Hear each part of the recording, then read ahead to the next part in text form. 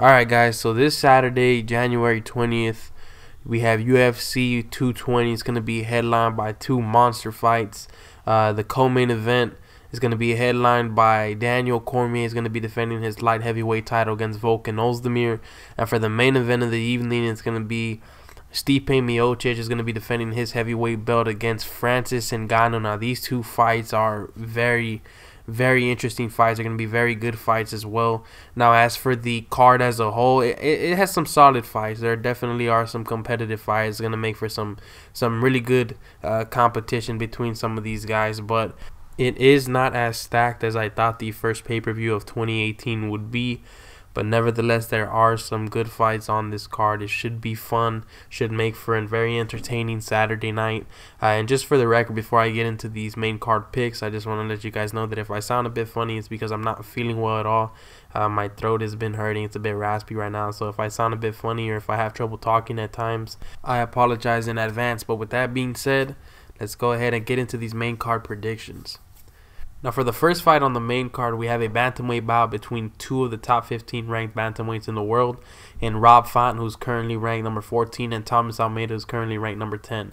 Now, Thomas Almeida, right, at one point was one of the top prospects in the UFC, right? A lot of people believe that he would be a champion in the near future. Now, he did have some solid wins early on in his career in the UFC.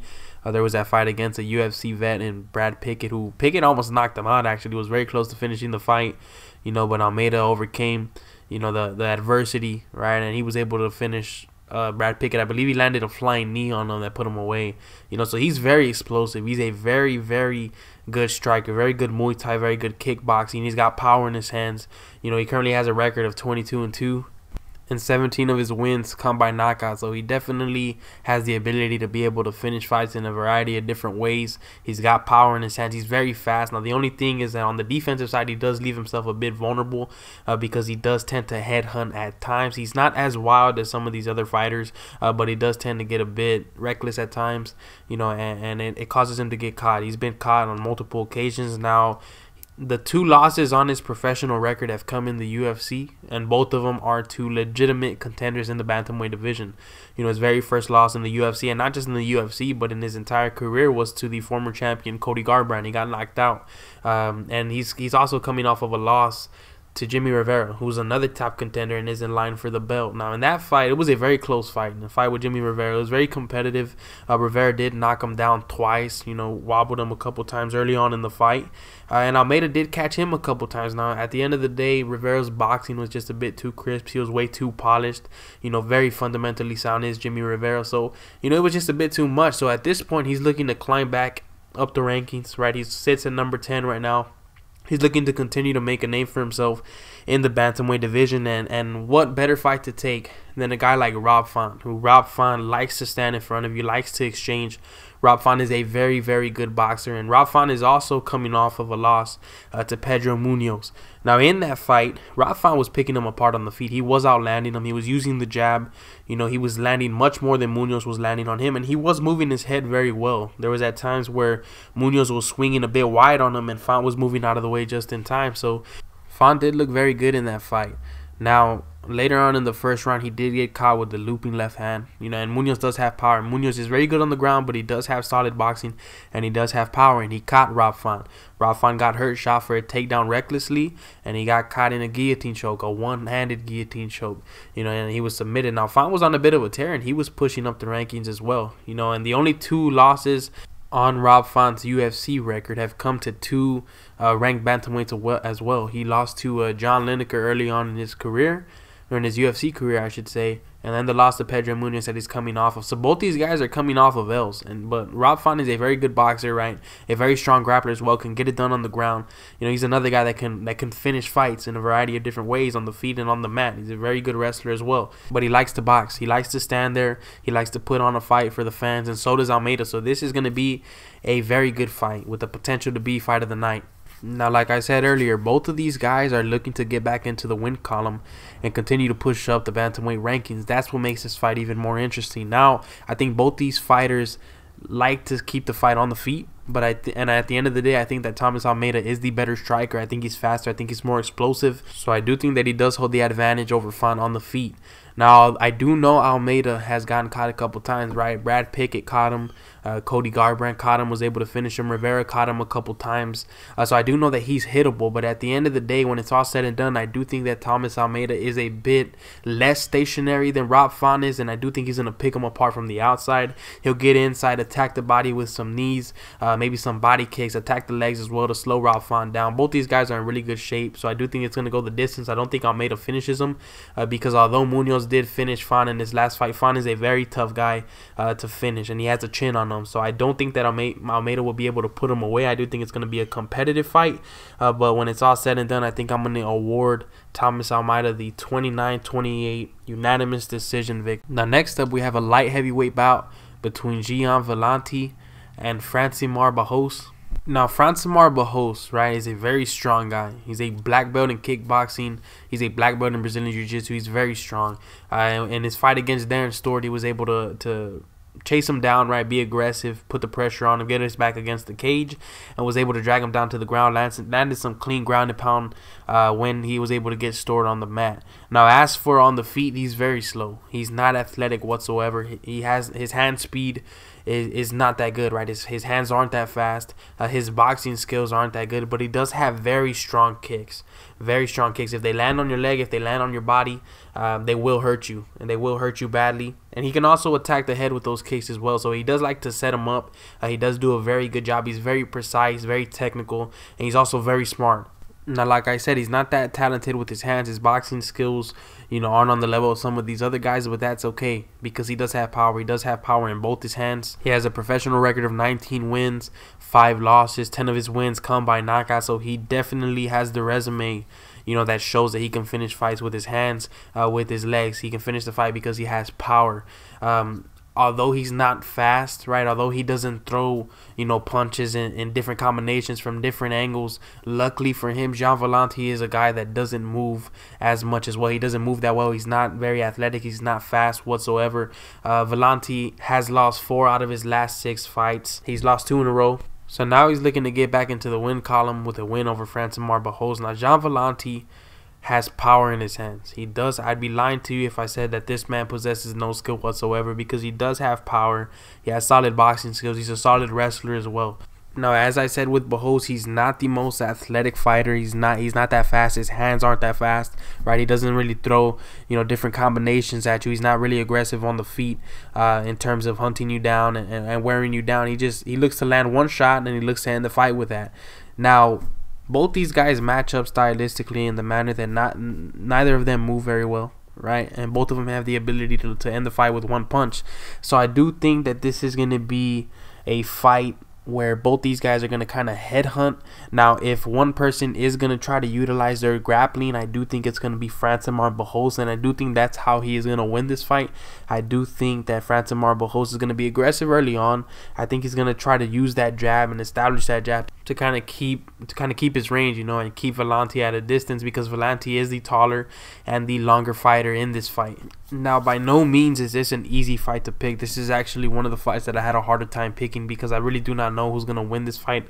I'm not confident in either Francimar Barrihos or Gian Villante. I'm not confident in any of those guys to come in here and win this fight clearly. I'm simply basing my pick off of what I've seen in film and who I think has more skills to be able to utilize or to be able to implement in their game plan for this fight. Now, Barrihos, right, does have a problem with guys that can outbox him from a distance and guys that are a bit faster and more athletic. Like in his last fight, he's coming off of a loss against Alexander Rakic, and in that fight, Rakic was just outpointing him from a distance, landing kicks. It was just way too fast for him, getting on the inside, landing a couple shots and getting out before Barrihos was able to wind up and land a shot. Now, Gian Villante is not athletic, right? He's not going to do that. He's not going to outbox you. He's not going to keep his range. He's just going to look to knock you out. So if Villante does come in here and headhunt, I don't think it's gonna go that well for him. I do think that Barrihos will be able to get him to the ground. It won't be an easy task for Barrihos, however, though, because Jon Villante does defend, I believe, 82% of his takedowns, and is a very good wrestler. So it's going to be interesting to see how this fight plays out. And it's very evenly matched in my opinion, but when it's all said and done, I do think that Barrihos is the more skilled fighter, and I do think that he's going to come in here. I think he's going to be able to get Jon Villante down to the ground, land some clean ground and pound, and I'm going to pick Francis Barrihos to put that Brazilian Jiu-Jitsu black belt that he has to use in this fight, and I'm going to pick Barrihos to win this fight via submission in the second round. Now, next up, we have a featherweight bout between Shane Burgos and Calvin Kattar. Now, Shane Burgos, right, is undefeated, right, and he has a professional record of 10 wins, no losses. He's 3-0 in the UFC, and he's coming off of a solid win over Godofredo Pepe. Now, Shane Burgos, right, is a really good boxer. He has good boxing skills. He's got power in his hands. He does have solid kicks when he does decide to attack the legs and attack the body. When he does decide to use those kicks, they are a weapon for him. But like I said, he does have power in his hands. He's very aggressive. He likes to press forward. He likes to put the pressure. He likes to break you down and wear you down. And he likes to put on a performance as well. He likes to stand there. He likes to exchange. You know, he wants to put on entertaining fights. And in my opinion, there's nothing more that a fan wants to see than somebody who's willing to go in there and put on a performance for the fans the way a guy like Shane Burgos does. You know, that's just who he is, and it's very entertaining to see this guy fight. He's very well-rounded, a strong grappler, strong wrestler as well. You know, and he's finished 8 of his 10 professional wins, 4 of them by knockout and 4 of them by submission. So that goes to show you how well-rounded this guy is and how he can win fights, how he's a finisher. You know, this guy finishes 80% of his fights. That means he's about business. So he's going to come in here, he's going to look to put away Calvin Kattar, and he's going to look to do it in a dominating fashion, because you know, he thinks that he's ready to take on the top 15. He's ready to take on a guy that's ranked, so that way he can make his push up the rankings as well. You know, he's one of the hotter prospects in the UFC. But he's going to have his hands full with a guy like Calvin Kattar. Calvin Kattar made his UFC debut on 2 weeks' notice against a UFC vet and Andre Fili, and he really did look good. Now at first he was getting tagged up. You know, Andre Fili was outlanding him early on in the first round. But I do think the obvious reason was the fact that he did not have a full training camp. And nevertheless, Andre Fili's a tough guy. You know, he's long, he's rangy, he has long legs. You know, he has hard kicks, he has fast hands as well. You know, he likes to switch stances. Was mixing it up early on in that fight against Calvin Kattar. So it did take Kattar a couple minutes to adjust. He did land a couple shots later on at the end of the first round. Was able to get Fili to the ground, landed some clean ground and pound. Came out in the second and third round and really outpointed Fili. Did a good job of you know, really boxing him up from the outside, getting inside. You know, attacking the body as well. And I was really impressed with Kattar's boxing skills. He's very technical. He's very fundamentally sound in his boxing and the way he approaches, you know, the boxing aspect of the fight game. You know, he's very poised, very polished, has a really good jab, really likes to use it a lot and was using it a lot in his UFC debut. He's also got power in his hands. 7 of his pro wins have come by knockout. You know, and he's a really good grappler. He's a strong wrestler as well. As I said, he was able to get Fili to the ground a couple times and really did show some solid ground and pound. Now, although Calvin Kattar is coming off of his UFC debut, he is experienced, you know, in terms of MMA, right? He is an experienced fighter. He does have 19 professional fights, has a record of 17 wins and 2 losses. So this isn't a guy, right, that only has 4 or 5 wins. You know, he has more fights than Shane Burgos. So arguably you can say that he's more experienced overall than a guy like Shane Burgos. But at the end of the day, Burgos does have more fights in the UFC, right, which is against the best fighters in the world. So he does hold that advantage over him. Now, this is going to be a very, very close fight. I do think it's going to be back and forth. I think we're going to see some really good exchanges between Burgos and between Kattar. Now, if Burgos wants to come out on top, he's going to have to be aggressive the way he always is. But while being aggressive, he's going to have to move a little bit more than he has in his previous fights. In that fight against Pepe, he was getting tagged on certain occasions. Now, it's just that Pepe was worn out as the fight went on. He did get gassed out a little bit, you know, was swinging wildly, which when you swing wild, it makes it a bit easier for your opponents to see it, right? Your punches are a little bit more telegraphed, right? You're a little bit more predictable, you know. So towards the end of the fight, Burgos was doing a good job of avoiding some of those big shots, but I think it was just because Pepe was desperate and was trying to land something, and Burgos saw that, so he was able to get out of the way before Pepe did land anything significant, and he did wobble Pepe a couple times in that fight as well. So he's got good boxing. I just want to see him move a little bit more. He cannot be stationary against a guy like Kattar. And not only that, but what I notice is Burgos does like to fight, or has the tendency to fight with his lead hand, with his front hand down, by his side, and his chin vulnerable. And also in the exchanges, he does kind of leave his chin up, and vulnerable to getting countered. Now, a guy like Pepe, right, wasn't going to take advantage of that, but a guy that's very crisp with his boxing and a very good boxer like Calvin Kattar is going to take advantage of that. He is going to counter. He did counter Andre Fili a couple times. I remember Kattar looked sharp in his UFC debut, and as I keep saying, he didn't even have a full training camp. So I expect a lot of big things in the future from Calvin Kattar, and this is a fight that he can very well win if he comes up with the right game plan, and if what we saw against Andre Fili was not a fluke. This guy is very talented, and he can be something special. He's well-rounded as well. I haven't seen much of his jiu-jitsu. I do know he's a blue belt, but I haven't seen much of it on film. However, whether it's good or not, there's always room for improvement. But I like what I've seen from this guy, and this is going to be a very close fight. I think both these guys are going to prefer to keep the fight standing. If someone does, opt to try to get the fight to the ground, it's going to be Kattar. Kattar is more aggressive when it comes to takedowns. He averages 2 takedowns, where Burgos only averages about 1 per fight. So he is more aggressive in terms of trying to get the fight to the ground. But at the end of the day, I do think that Kattar is going to be the faster fighter. I think he's going to be more polished on the feet.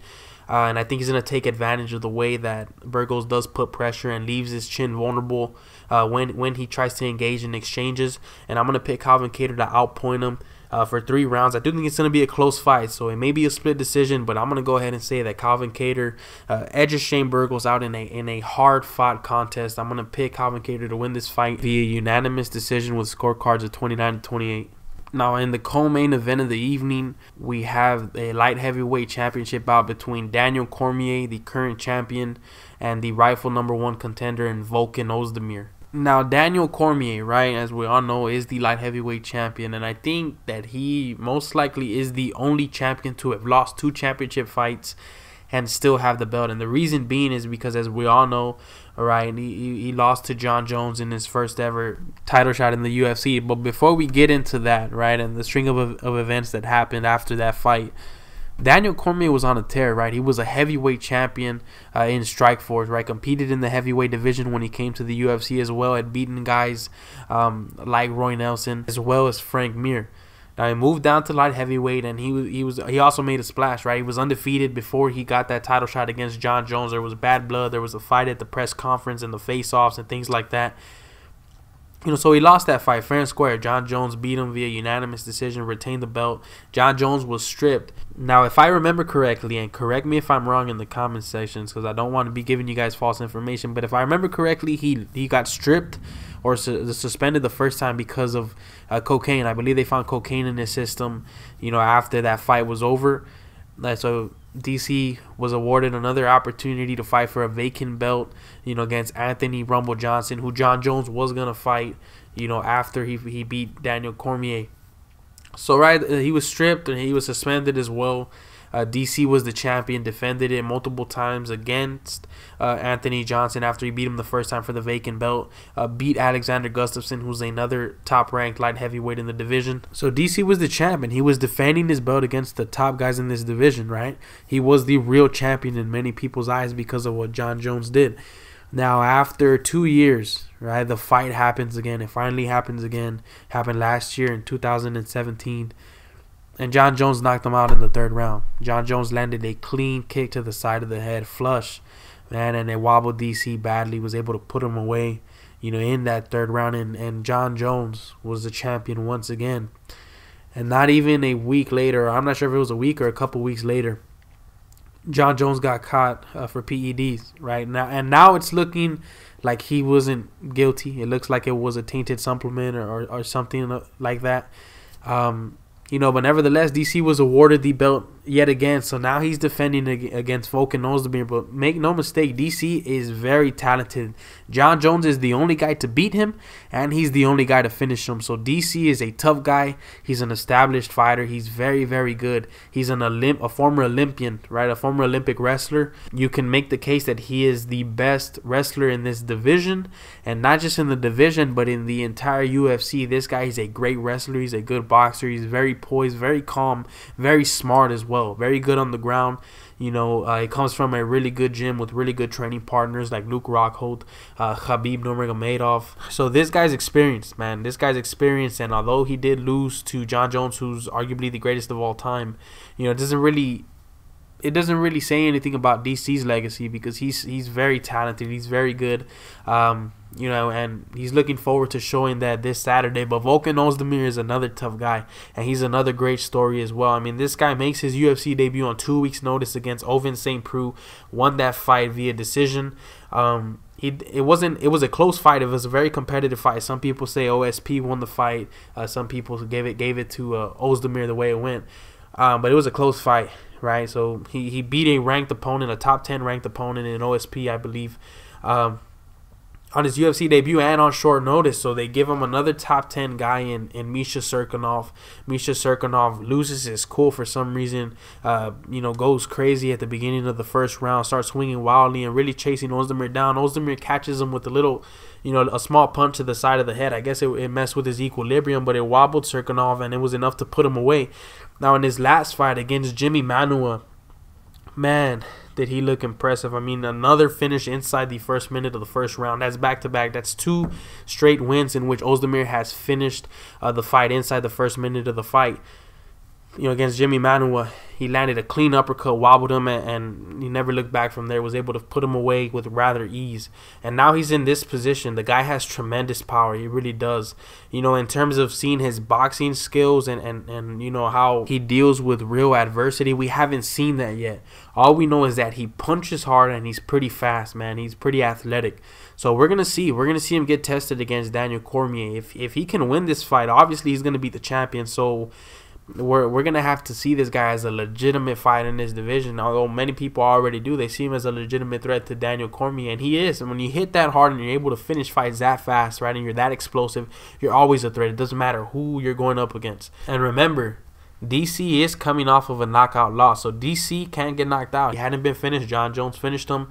You know, maybe Volkan Oezdemir can follow up, you know, and catch him clean and finish the fight. But the way I see the fight going down is I think that Daniel Cormier's experience is going to come into factor. He's been on this stage multiple times. He's had his highs and he's had his lows. He's came out victorious, and he's also lost in these kinds of fights. So he knows what it takes to get it done. You know, he's beaten guys like I said, Anthony Johnson, you know, Alexander Gustafsson. So this guy knows what it takes to beat the best of the best, and he's fought the best of the best for quite some time now. You know, really good wrestler, very smart, as I said earlier. So I just think that the experience is going to come into play. I do think that Oezdemir is going to do his best to try to knock him out at the beginning. I do think he's going to come out fast. Maybe he lands one on DC. Maybe he does hurt him early on. But DC's got a chin on him. Make no mistake, from the Jon Jones fight, he does have a chin on him. He's very durable. He's very tough. And I think that he's going to get Volkan Oezdemir to the ground eventually. You know, even if he eats a couple punches on the way in, he will get him against the cage. He will drag him down, and he will get on top of him. He will ground pound him, and he will submit him in the third round. I'm going to pick. I just think that Daniel Cormier is too polished, and it's gonna show. I think the experience is going to show, and I think the level of greatness is going to show in DC. I think he's just too much for Oezdemir at this point in time. If Oezdemir gets another couple fights or another fight or two against top opponents to kind of get the feel for a fight of this magnitude, it's going to do him well. But so I'm going to pick Daniel Cormier to win this fight via submission in the third round. Now for the main event of the evening, the fight that we all want to see and we've been wanting to see for quite some time now. Stipe Miocic, right, the current heavyweight champion, is going to be defending his belt against the rightful #1 contender, Francis Ngannou. Now, Francis Ngannou, right, is one of the scariest human beings that I have ever seen in my 19 years of life. I have never seen a dude hit the way that Francis Ngannou hits. He hits with so much power, man. It's ridiculous. And this guy is on a straight tear. He currently has a professional record of 11-1. If I remember correctly, and I may be wrong, he's only been training MMA for about 5 or 6 years, or somewhere around there. So this guy is still pretty new to the sport, and he still has a lot of room to grow, and that's the scary thing about it. He only has 11 fights, or 12 fights, 12 professional fights, a record of 11-1. The only time he lost was his second professional fight, and that was via decision. So this guy knows how to finish fights, and he's been on a tear, right? And he's won 10 straight, and all of them have been finishes. Now in the UFC, he has a record of 6-0. All 6 of his fights have been finishes. None of these past 6 fights have gone past the second round. I mean, this guy finishes fights left and right. He lands punches from hell, man. This guy hits so hard. He's fast as well. He's very athletic. And he's just very physically strong. He looks like a superhero is what he looks like, man. I mean, this guy is just crazy. It's very exciting to see this guy fight, especially because 9 times out of 10 this guy's gonna finish the fight. But he's going up against his stiffest test, man. I mean, he's beaten guys like Andrei Arlovski, who has a glass chin. He knocked out Alistair Overeem in his last fight back in December, who also has a glass chin. He's beaten other guys like Anthony Hamilton, Luis Enrique. So obviously hasn't fought the best of the best in this division. His best fight being Alistair Overeem, who is a top contender. I give him that. It was an impressive win. Knocked him out in the first round. But Stipe Miocic is really going to test him, man. Miocic is tough. He's very well-rounded as well. Really good boxing. He's the much better boxer than Francis Ngannou. He's a very good wrestler as well. We don't see too much of it because he does like to stand and bang. But he's the grappling aspect, the wrestling aspect is there. He is very well-rounded. He's always in good condition, and he's on a tear as well. Just like Ngannou, he's won 5 straight.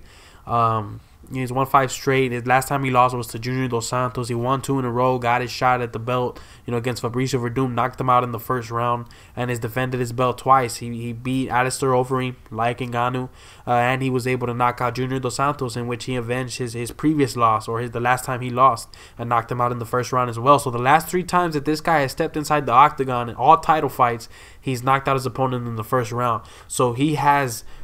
I don't want to say the same amount of power, because I do think that Ngannou does hit harder, but he has power, man, and he's probably the second hardest hitter in this division because he can finish the fights in an instant as well. And not only that, but he's more polished and he's more crisp with his techniques. He doesn't swing as wild as a guy like Francis Ngannou.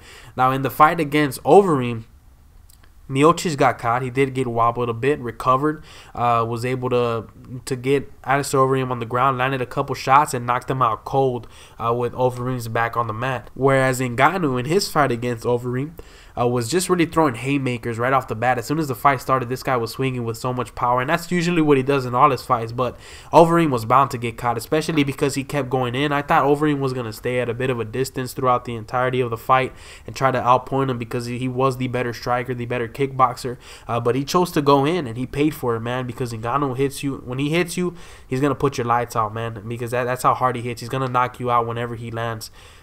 Now, as for picking a winner for this fight, this is another tough fight to pick, man, because, usually you would go with a fighter who's more well-rounded, who's more polished, who's more experienced, you know what I mean? But when you got a guy like Ngannou who has the ability to really knock you out with one punch, even if he's not throwing with the right techniques, even if he's just throwing wildly, if you get caught, it's enough to beat you. So that's why this fight is so tough to pick, man. Both these guys are going to go in there and look to knock each other out and get the finish, because whoever finishes, if either fighter gets a finish in this fight, it's really going to cement them as not just one of the best, or the best fighter in this division, but one of the best fighters in the UFC, man, because these two guys are very, very good fighters and very entertaining to watch.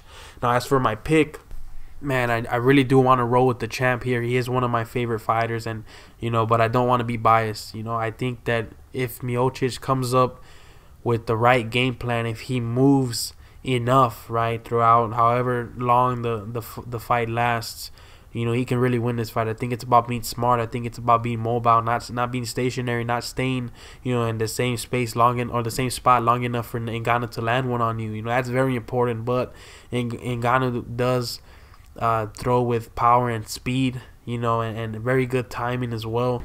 I just think that Miocic is hittable, right? He absorbs more punches per minute than Ngannou does. And I just don't think that his previous opponents in Alistair Overeem, Fabricio Verdum, and Junior Dos Santos really, had or possess the same power that Ngannou does. That's obvious. And I don't really think they pose the same threat, overall, because if he gets hit by Ngannou, it's going to be enough to shut his lights out. He's been hit by Junior Dos Santos.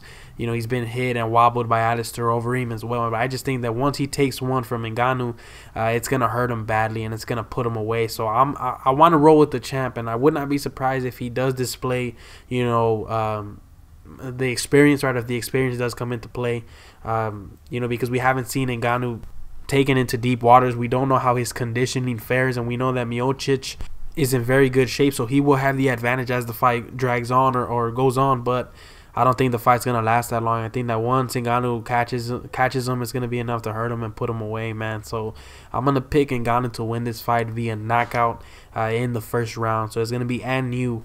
Now, if you like these predictions, make sure to hit the like button. It'll help me out a lot. Make sure to subscribe. Make sure to comment down below how I can improve this channel, what I can do differently, what I can do better. And make sure to leave your comment down below as well as who you think is going to win. Who will pick your winners for this card. And just let me know what you guys think. So hit the like button, subscribe, leave a comment down below, and make sure to stay tuned for more content.